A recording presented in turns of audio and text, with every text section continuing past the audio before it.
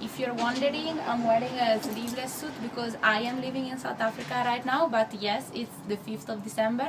I'm sending this video because I know you guys are starting your term, and I'd like to tell you a little bit about my experience and my term as LCP at AIESEC in Milano. So first of all, I think I was LCP in 09-10, which is pretty much the same kind of point in the history of AIESEC that you guys will be now. So we were finishing to achieve Gen 2010, and that was the year when AIESEC was really striving to achieve the big results that were set 5 years before. We were really Gen 2010, which was about focusing on exchange plus leadership, and that was really the big change that was happening in the global network, and especially in AIESEC in Italy.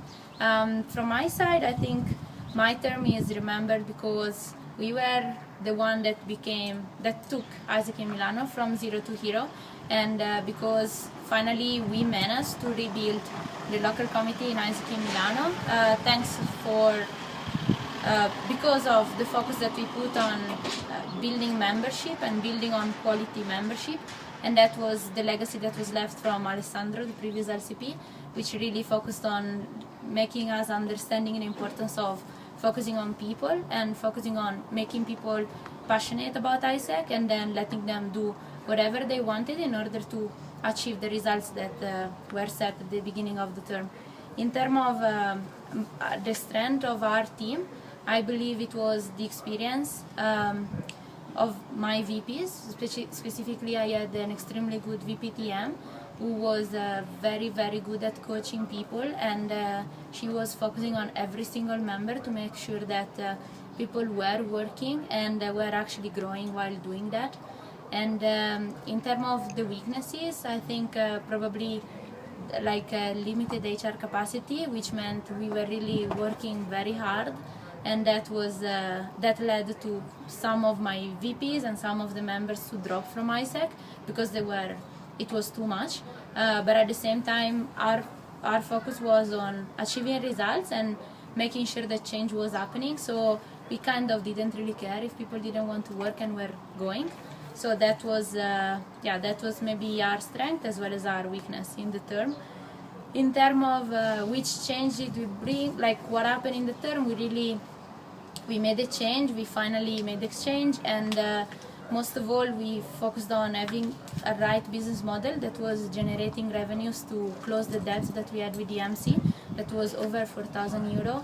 And how we did that, it was focusing on OGX in order to actually create a continued revenue stream, which led us to finish the term with a profit situation, as well as positioning AIESEC as an organization that creates value for the university and across universities in Milan.